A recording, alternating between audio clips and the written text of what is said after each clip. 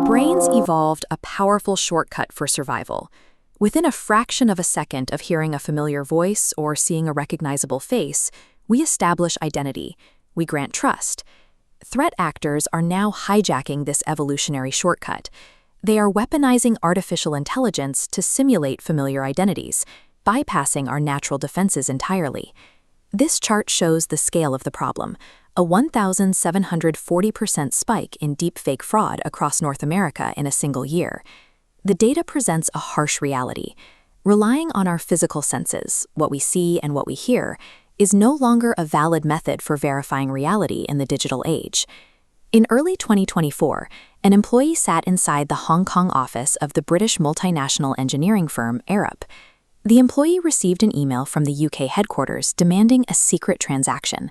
Suspecting a standard phishing attempt, they joined a video call to verify the request. On the live, multi-person video conference, the employee saw and heard the company's CFO, alongside several other trusted colleagues, all discussing the transaction in real time. Convinced by the fidelity of the visual and auditory data, the employee authorized 15 separate wire transfers. The attackers walked away with $25.6 million. The presence of live video actively weaponized the employee's trust. Visual confirmation is now a liability rather than a security control.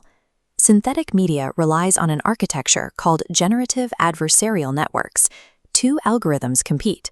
The generator continuously refines its audio or visual output, while the discriminator evaluates it for flaws. The cycle repeats until the generator successfully bypasses detection. We have now entered the era of zero-shot learning. Algorithms no longer require hours of clean, studio-quality recordings to clone a human voice. Just 3 to 30 seconds of publicly available audio from a YouTube keynote or a quarterly earnings call gives the model enough data to replicate cadence, pitch, and timbre.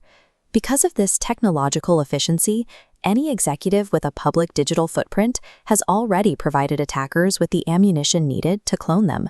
These tools have rapidly commercialized on criminal marketplaces in the form of Deepfake-as-a-Service platforms. This pricing menu highlights the economics of the threat. A high-fidelity voice cloning subscription costs between $50 and $200 a month. A stolen personal identity package sells for under $50. Synthetic deception does not require a highly funded nation-state. It is a highly scalable, industrialized fraud ecosystem accessible to everyday criminals. Because the technical forgery is virtually flawless, modern extortion relies heavily on psychological manipulation, specifically forced urgency and the natural instinct to obey executive authority.